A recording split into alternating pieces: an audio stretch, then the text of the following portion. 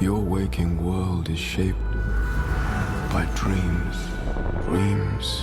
and nightmares that I create and which I must control.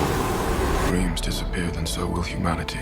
I could do without dreams for a while. I haven't had a decent night's sleep in ages. Tell us, what power of dreams can have? Oh, you don't think dreams can die? Let's find out. Dreams don't die.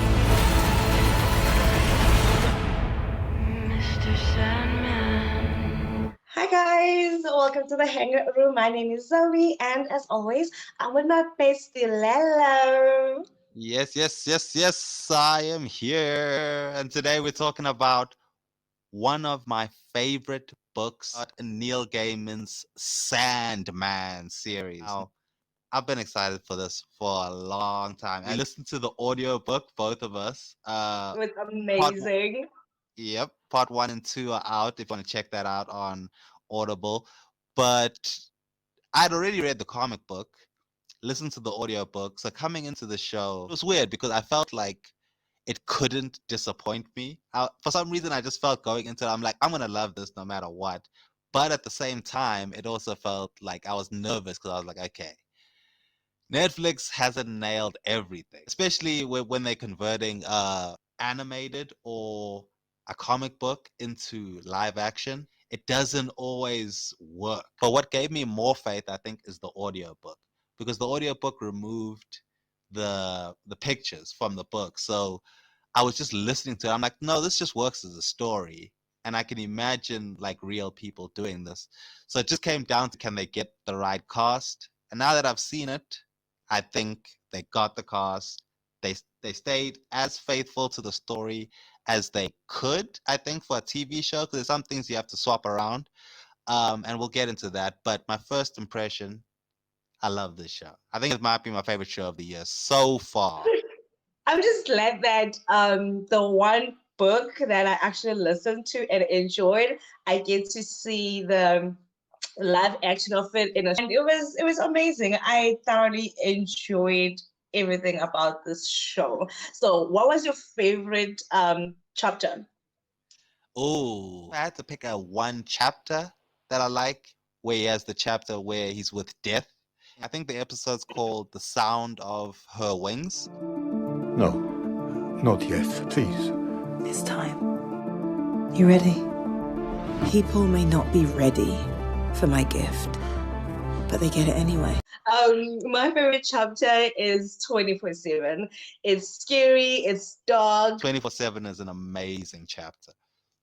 It is. It's gruesome, it's deadly, it's dangerous, it's everything I love. And when you listen to the audio, they are very like explicit and detailed. So I was kind of worried for them to see how are they going to show this on TV, because some of the things that happened in their diner, I'm just like, this is crazy. Embrace the darkness. It's interesting because when it started, I was like a little worried, not for me, because I knew the story obviously and I was going to enjoy it, but I was worried for like new viewers, because I realized when it started, oh, Sandman actually starts pretty slow. Like that whole first episode, he's trapped in that glass box and he doesn't say anything. The main character is weak, helpless, and silent for the whole first chapter. And I'm like, yo, are people gonna keep watching?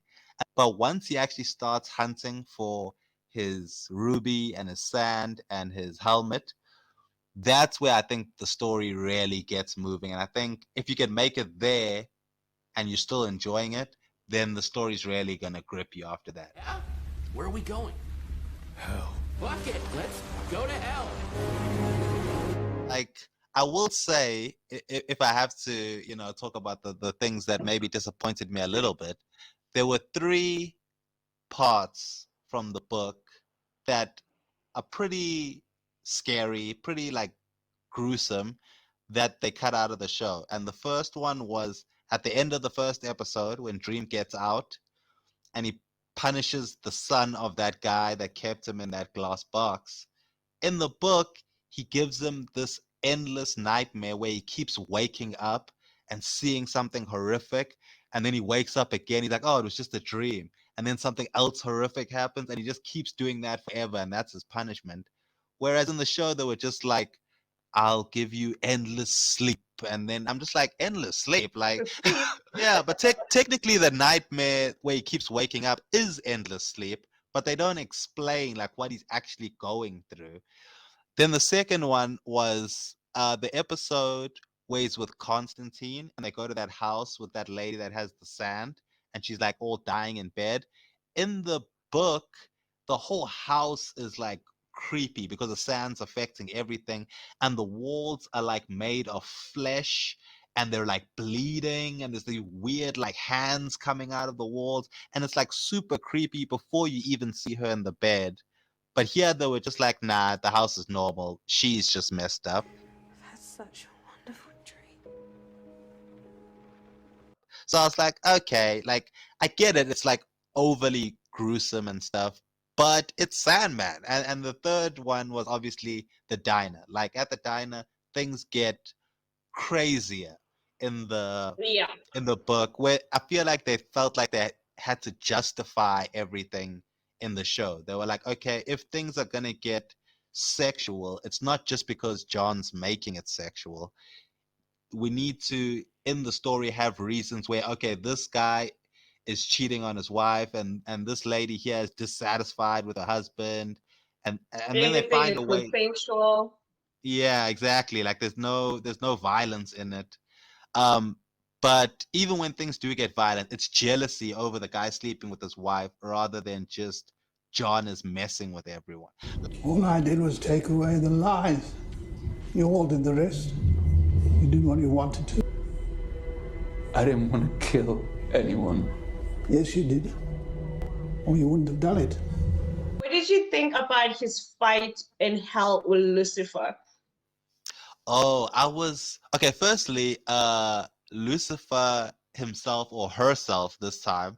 I like the actor Gwendolyn Christie.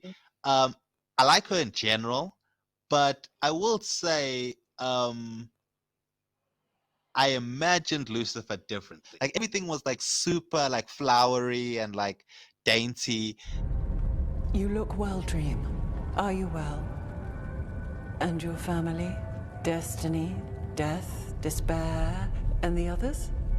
And I'm like, oh wow, I always imagined Lucifer with like a deeper, sort of like scarier voice. So I was like, oh, this is very different to what I expected. But I still think it worked for the show.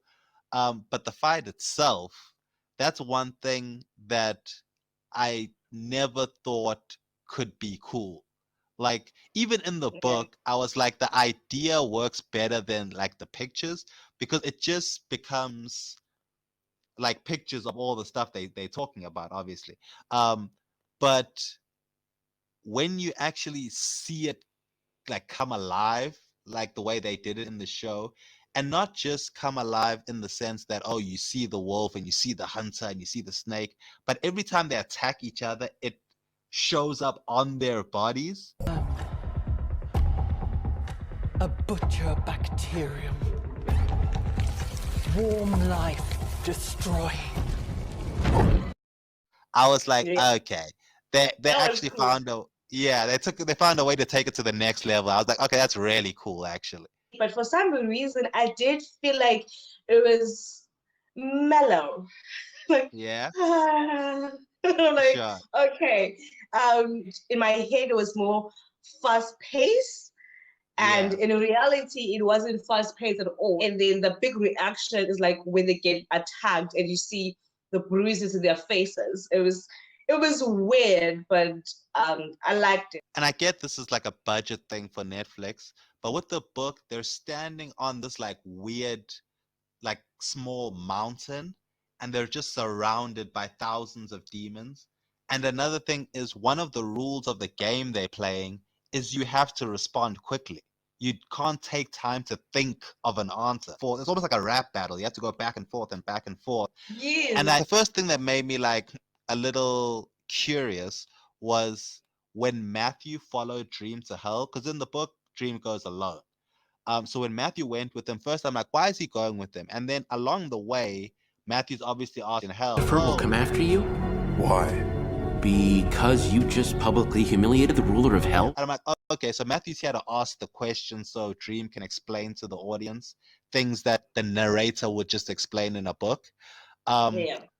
But another thing is that they kept Matthew there so that Dream could have that moment where Lucifer thinks he's beaten Dream and he's lying on the ground. And then Matthew comes up to him. He's like, come on, man, you can do it. Boss, Still with us, Dream? he is, and it's his move.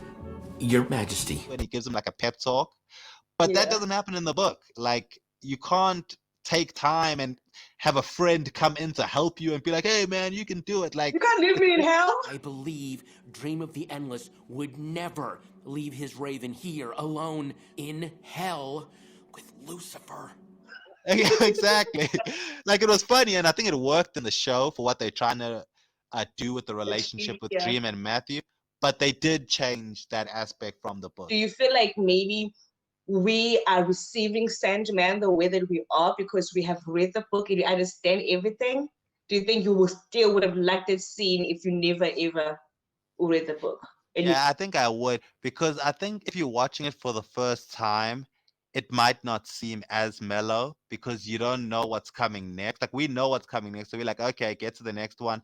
Yeah, I think for us as book readers, because when we consumed it, it was more rapid fire, like attacking each other, especially with the audio book, because yeah, like, for instance, with the book you can read something and then look at the picture for 5 seconds or 2 minutes if you want. You read at your own pace, whereas the audio book, they're reading it to you, so you have to keep up with their pace, and there's no images, so they can't say something and then just be quiet for 10 seconds. They have to keep talking. So I think it works faster that way. Whereas a TV show, you say something, we can show you some pretty pictures. I think Dream says, I'm a universe. And then I am a universe. it goes floating through the stars. It's like, oh yes, that was yeah, nice. you can, yeah, there's stuff to look at, so they can take their time with it. Yeah, I still think it was pretty. I think it was a very well filmed scene. Um, yeah, and in fact, all of the Hell stuff I think was done pretty well. But Hell also introduced Nada, which made us think For maybe 5 that story. seconds. Yeah, we saw for 5 seconds, unfortunately. Do you not still love me? It has been 10,000 years, Nada. Yes. I still love you, but I have not yet forgiven you. Hopefully we get season 2 and we can see more of her. Nala's chapter is my favorite chapter throughout the whole book. I cannot wait for season 2 when they show it. Yeah. And the nice thing about Sandman is because, it is more about like the people Dream comes into contact with. Every like part of the story, almost to me anyway, feels like a different story. So if you're reading a chapter and you're like, what's this this scary bar and all these people dying, if you don't like that chapter, like, okay, just wait until the Move on next to the chapter, next because one. yeah, it'll be like a completely different story. It's almost like a story of like short stories all put yes. together.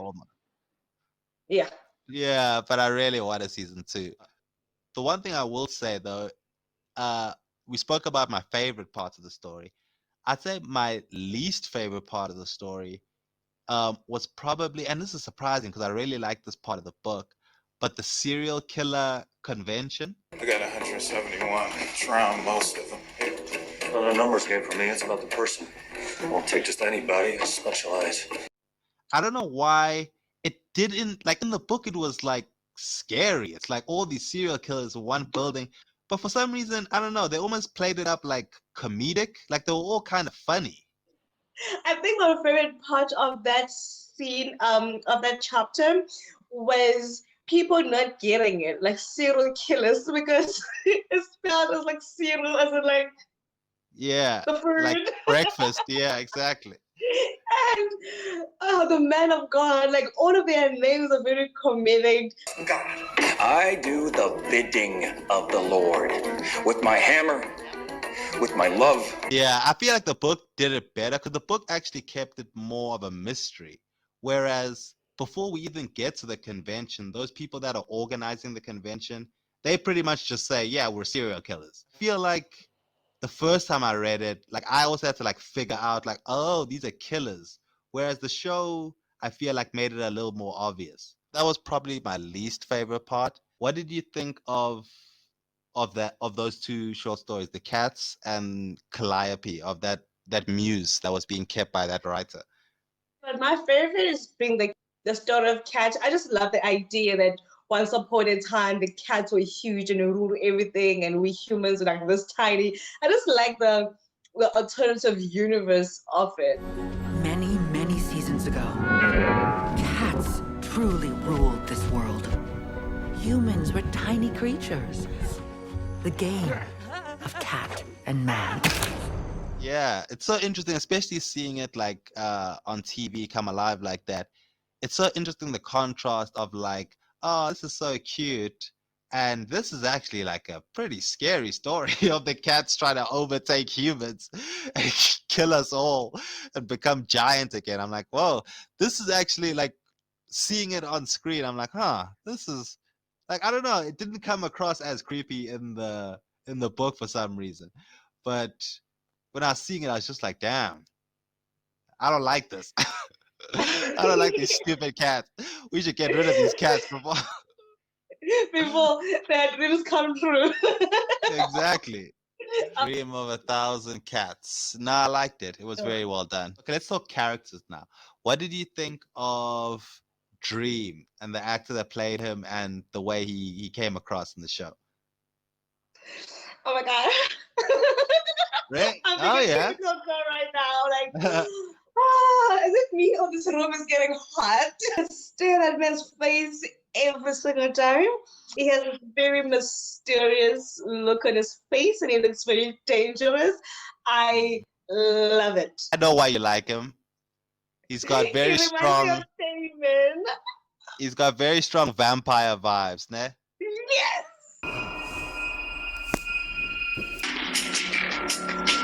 Damon. Hello, brother. I think he also nailed the voice. King may not enter another monarch's realm uninvited. Like when I read that book, I was like, I can't imagine anyone like this. I don't know why. I just couldn't imagine an actor doing this like creepy, pale faced, and he always like serious and talking like this and humor as well. And I was just like, I don't know if someone could pull that off. And then I saw this guy and I'm like, oh, there he is. It's almost like this guy was born to do it. Yeah, he's got the face, he's got the look, the walk, everything. I'm like, nah, they nailed it. Yes. Death, you know, and I think Death nailed. Obviously, they changed Death, the look from the comic book, but I think this actor absolutely nailed it. Like the first time, I think I saw the cast list where they released the cast. I was like, she's playing Death, and I just couldn't imagine it because of the book. I was just like, I'm not sure what that's gonna be like. And then when I saw it, I'm like, oh no, that's why they hired her. It's because she's like perfect. She captures like the spirit of Death. When the first living thing existed, I was there. When the last living thing dies, I'll put the chairs on the table, turn out the lights, and lock the universe behind me when I leave. Approach that Neil Gaiman brings to death is that death is not scary. It's not like the Grim Reaper. It's like a friend. So it needs to be not just like a friendly looking person, but someone that can convey that like, oh, it's going to be okay. Yeah, it sucks, but I'm here for you. And she absolutely nails that. Like she just has such a friendly, inviting sort of demeanor. So yeah, no, I think she was perfect. And let's talk about Desire, because we get to see Desire. And what did you think of her? Oh, yeah, her, him, they. I'm not sure. Desire is yeah, they say in the book they say desire is whatever you desire. So I guess for me it's a her, for you it's a him. But desire was great. I like specifically I like Desire's, I don't know what she called it, but like her house, I guess. That like red room in the heart. Like she lived inside a hut. Yeah, inside of a giant statue of herself. It's like It's like the most vain, but that works for Desire. But yeah, no, I don't know. The thing is, it's like essentially the whole season is Desire messing or fucking with her brother Dream. Nada was a mistake. Roderick Burgess was a diversion. But things have changed, my love. My twin.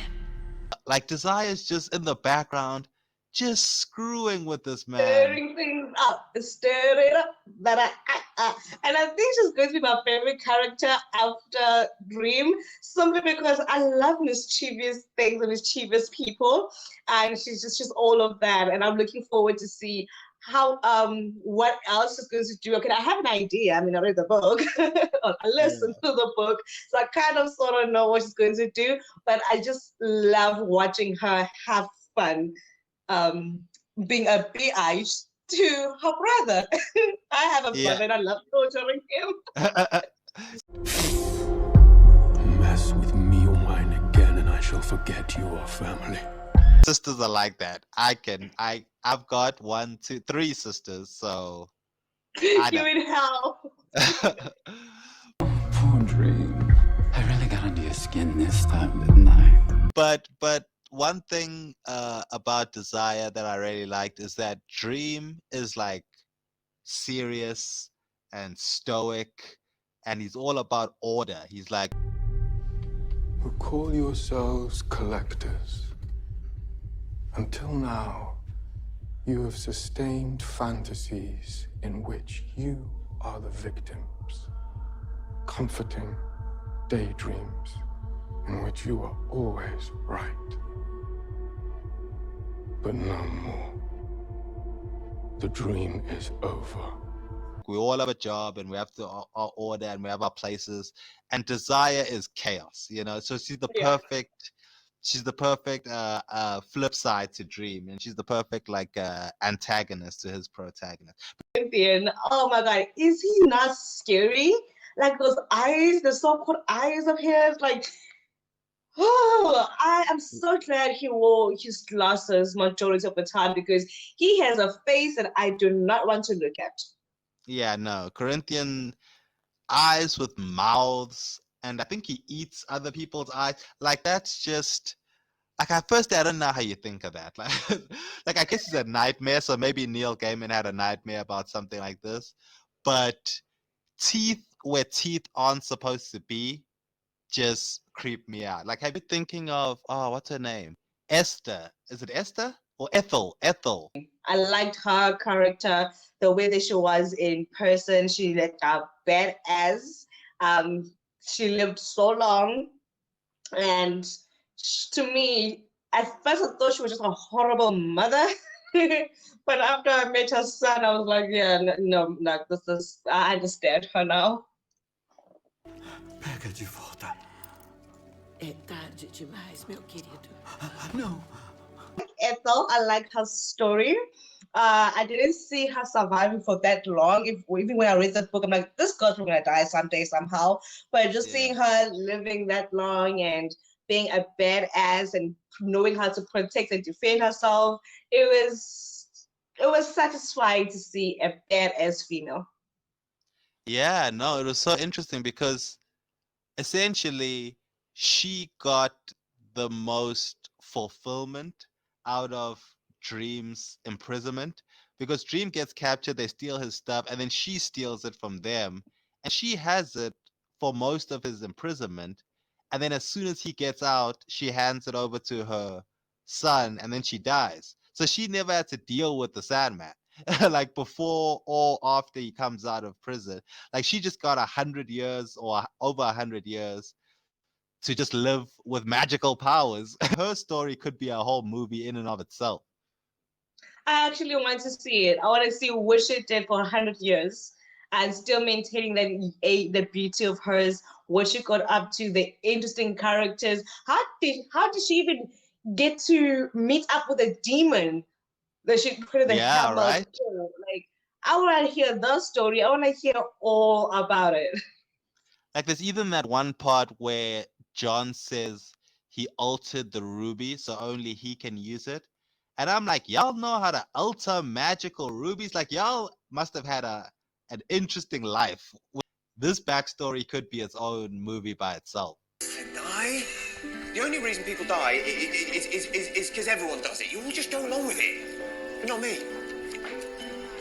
I've made up my mind. I'm not going to die.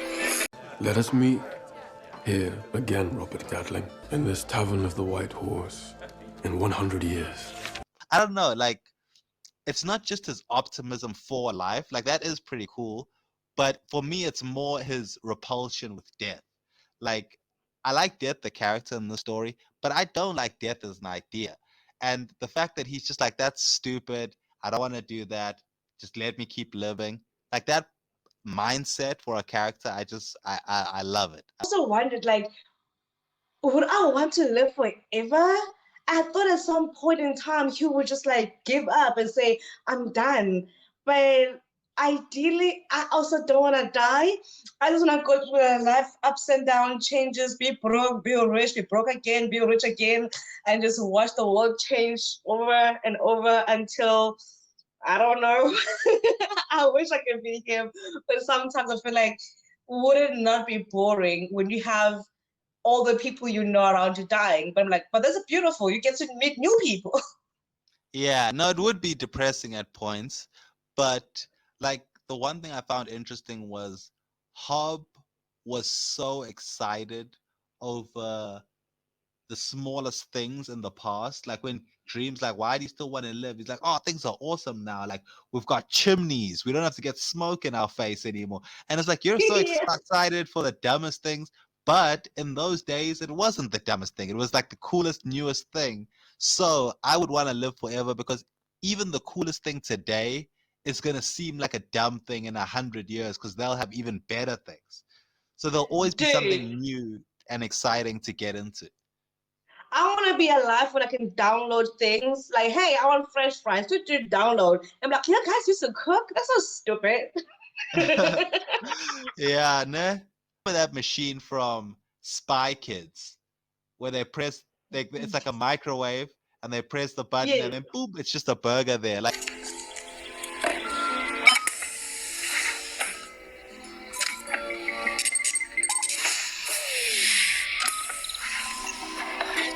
Check it out.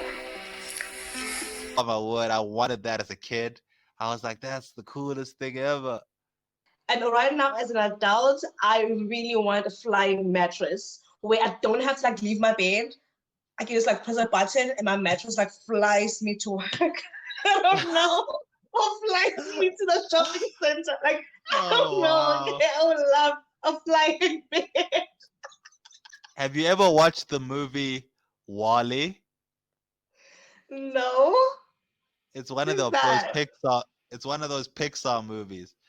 But in that movie, they have something similar. Like they in the future, all humans are just like in these chairs that like float around, like these little like couch Ooh. chairs.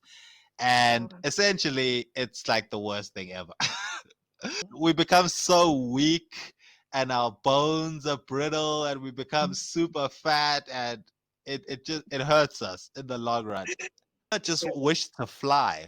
Why does the bed need to fly? Why can't you just fly? Well, that would happen like 20 years later. We'll upgrade Okay. it. Yeah. No, I hear you. Just start small, okay? Start with the flying bed. Yeah. I wonder if we will ever get flying cars. The only thing is people can't even drive properly on the ground. You want to put that in the air now? Imagine that accident that will be happening, bro. You're walking down the street and another car is falling on top of you. Exactly. I'm just like, is this a Hi, good driver. idea? Imagine these taxis and these ventures that just drive however they want to drive in the air. Oh my word. Ooh, we're not disciplined enough. Yeah, like we need to work on that. Like we can't even get these self-driving Teslas to work properly. I think it's still gonna be a while till we're flying through the air.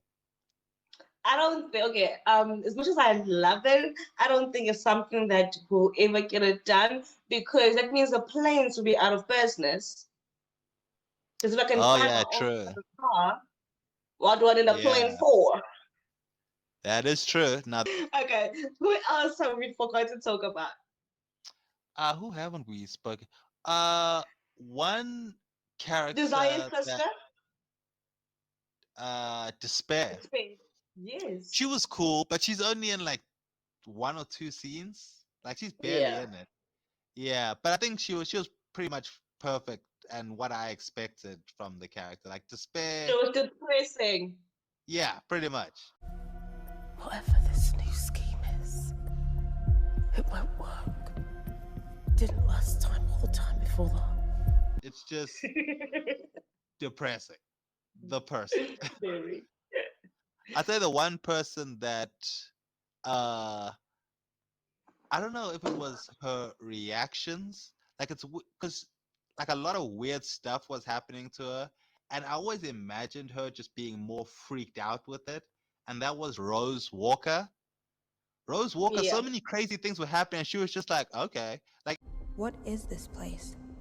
You're in the dreaming, the place where people come when they sleep. So I'm asleep right now. I'm dreaming. everything that crazy would happen, she would just like roll with it. And I'm like, I don't know. Like I don't remember in the book if she was that cool with it, but I just expected it to be more like, what the hell is going on? It's just like, oh, I'm in a dream now. Oh, so I'm a vortex. Oh, where's my brother? Like I was just like, you're very cool, Mhm. calm, and collected for the crazy stuff happening around you. I 100% agree, not just with Rose Walker herself, but also her friend. It's like if I woke up and I was pregnant, Exactly. they're like, no, I'm gonna go back to the dream and leave with him. I'm like, have you lost your brain cells? You are This is pregnant crazy. with a dead person. What the hell? Exactly. Like you should be absolutely freaking out. But everyone just seems to like roll with it.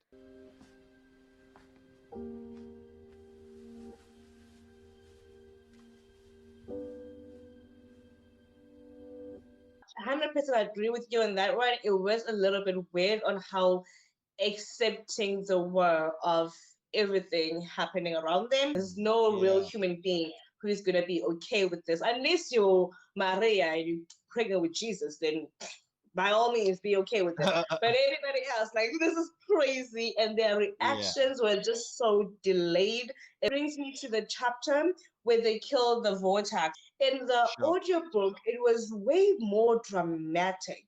The Yeah. explanations were details, the effects, like my mind was spinning. I was kind of sort of emotional, but mostly I was confused about how Yeah. everything and it was explosive. And then on TV, it just sort of like, oh, okay, here you go. I'm just gonna take your heart, give me your heart, take it. Yeah, you did. Move on. And I'm like, that's it? Yeah, no, it did feel like okay, that's one thing I will say um is part of like Neil Gaiman's storytelling is his endings are usually I guess he would say he like subverts your expectations or it's like it doesn't go the way you think. But for the show, some of the stuff felt a little anticlimactic. They would build it up. There is a dream vortex, the first for a long time, and it is a woman. You were right. The vortex was responsible for the damage to our realm. Expect like a big dramatic scene for the music to swell and for it to be like, I don't know, for it to just be a little more dramatic. And it just felt like four people standing in a field talking and then everything was fixed. And it was like, I don't know, I expected if this vortex was gonna end the whole dreaming and she had to die to save everyone's life, like I just expected more chaos to chill. Yeah. I 1000% agree with you. It was very anti climax. Yeah. What did you think about that was it a nightmare? The nightmare that Dream allowed to change into a dream at the end? No wish to rule. I merely wish to be a dream and not a nightmare. To inspire rather than to frighten. But I was I thinking liked about her. yeah. I really liked her. I like how she stood her ground. I like the whole costume design of hers, especially when Dream upgraded her a bit. She looks amazing. I would like to follow her a little bit more. I like I like what she stands for, what she believes in. Like, yeah. Because it doesn't seem like he has a lot of people that voice out their opinions around him and stand their grounds around him. So it was nice to see Nightmare standing her ground. Even a nightmare can dream, my lord. Yeah, no, I thought it was great too. Also because I think she's a show original character. In the book, I think the boy was kidnapped by these other two nightmares, so they changed it up a little bit and they made it one character. But I think they did a really good job with it. But it did make me wonder at the end when he goes along with her request. I'm like, what about the Corinthian? Like, he was also a nightmare created to be evil. Stay in the dreaming. They do not walk amongst the living, killing mortals for pleasure. Isn't this why you created me? Why should we confine ourselves to their sleeping minds? Here in the waking world, we're unstoppable. There's nothing preventing us from taking whoever, whatever we want.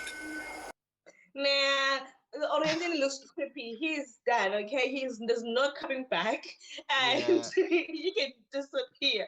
And also the difference between the Nightmare and the Corinthian, I think the Nightmare, she's kind of protective, and she makes Yeah. things fun a little bit, while the things seem to enjoy tormenting people. But then the question becomes, I mean, he's a nightmare. Was he created to enjoy torment? Like, is that him? Or is he cursed to be that way? Because I think Dream made Dream him. made him that way because he needed someone to be a complete total opposite of him. Exactly. So if someone makes you that way, it's like, it's unfair, I think. It's like, it's I like, dude, I'm I just doing think what you wanted me to do. I 100% agree with you. That's why I feel like God shouldn't judge me. Okay, you made me like this. He made me Okay, this way. so when I show up in heaven, you better open your gates. Don't send me down to hell for things that I did that you created me to do. That's an excuse that all serial killers tend to make, or when bad people do bad things. We're like, I was made like this. It's not my fault. Up to me to decide who lives and who dies. It's up to God. God tells me to do it. There's a show on Netflix called Dark. It's like about time travel and stuff. And there's one quote that I really like in that show. And it's basically, it says, I don't know what it is in German, but the English translation is you can do whatever you want, but you can't want whatever you want. So it's like, you have free will and you have the choice to do whatever you want, but your desires and the things you want to do have almost like been picked for you. It's almost like you have these things inside of you that make you like certain things, and you can follow the path you want to follow, and you can be like, oh, I like this path, I'm going to follow this path, but you didn't choose to like that path, you just like that path. And it's almost like destiny, almost like you can't truly choose, because even though you're making the choice, your choice is based on inputs that you had no choice in. That's a scary coach because it kind of justifies all the bad things people do. Like if I want to kill people, I'll be like, it's not my fault that I want to be a murderer. It's destiny. I'm supposed to kill you. But it's weird because to a certain extent, okay, I wouldn't say I agree, but I'd say to a certain extent I understand, because some people are psychopaths. Some people are sociopaths, and that's not their fault. That's a mental condition. but you still choose to go do the thing, you know? Like you could just sit at home and suffer, wanting to hurt people, but just not hurting them. Yeah, But but that's not what destiny wants me to do. That's not what Jesus or God that created me wants me to do. I'm only gonna sit home and suffer if that's what I'm destined to do. This yeah, is but then ridiculous.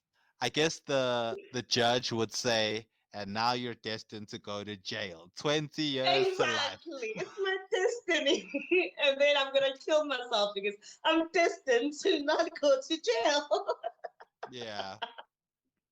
It's ridiculous, yeah, but it's scary. Sorry, that's the thing I was thinking about with Corinthian. I'm like, okay, he's killing people, but he was literally created to be a nightmare. Why you created me?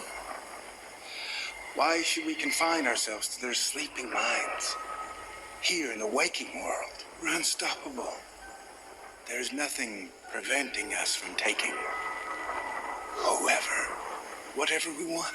Corinthian was created as a nightmare. He was created with teeth in his eyes. Like you wanted him to be terrifying and to hurt people.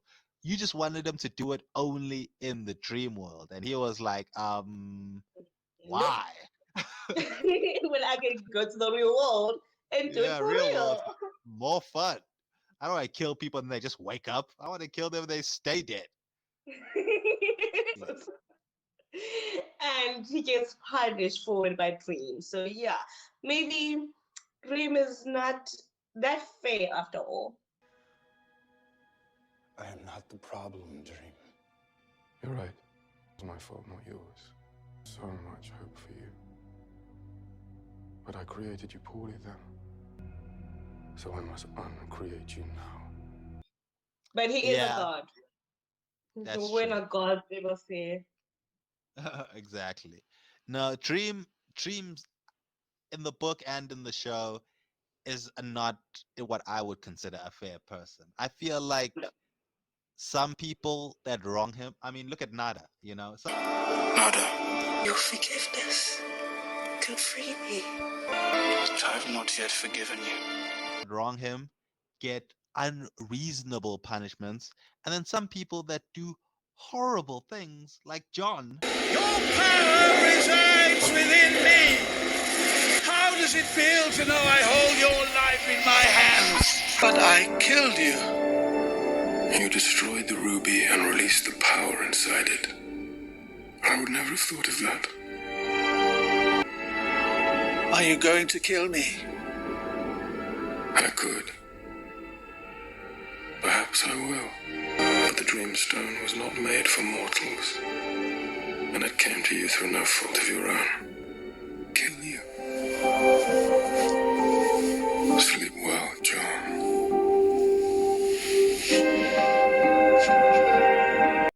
Just I'm gonna take my ruby back. Okay, John, I'm not gonna punish you. Have a good night's sleep. Bye bye. And I'm just like, John gets a happily ever after, and Nada has to rot in hell for 10,000 years. Come But I on, love him because he is so petty. Like he is petty. petty AF. When you think about it, Nada hurt his feelings.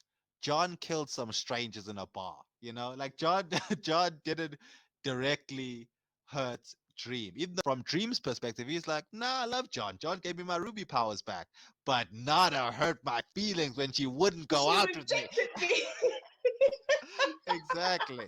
It's so petty, dude. He's like a He's such a 13-year-old. man.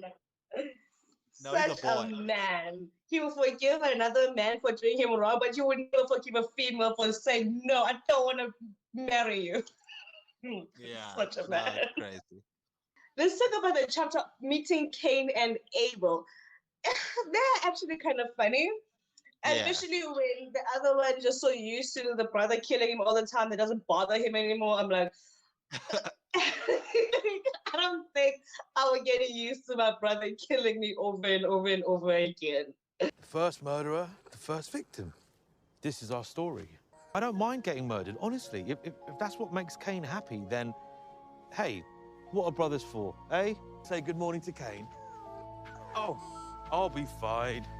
He never normally murders me before lunch. Oh, it's a story, and all stories exist in the dream world because it's the world of stories and dreams and all of that. So I'm like, it's not that this is the real Kane, like a person. It's the story of these people had reached the point that it became like real in this world, which is really interesting. You know, like I don't know. Like there's another part in the book where they describe like the library in the dreaming, Mhm. and it doesn't just have books that have been written. It also has books like if you think of writing a book, you're like, oh, one day I want to write a book about this and this and this. That book It's automatically already written. exists in the Yep. library because the idea of the story is what he owns. Like Dream owns ideas, stories, dreams, you know. He doesn't own like real things, you know. Death will take the real body, but Dream will take the story of the person. I'm like, that's such an interesting idea. I've never seen something like that before. Petition, bring season 2. Yep. So if you have to rate this out of 10, what is your rating? Oh, okay. Ten. Let me try be yeah, no, let me try be objective because if I'm just going on my feelings, I'm gonna just say 10. But if I'm being honest, you know, it's probably I'd say like a 9.2 for me. What do you give it? I'll give it an 8.5. Yeah, no, that's fair. Simply because of how slow it started. And if you haven't read the book or listened to the audio, I understand that it might be a bit of a drag for you. Okay, so thanks for listening, guys. That was Sandman Season 1. Fingers crossed for Season 2. Please, if you enjoyed this video, hit that like button, hit that subscribe button, drop a comment, let us know what did you think of the season of Sandman. Did it work for you, or did you have problems with this? Whatever, let us know. Other than that, Thank you. We'll see you guys next time.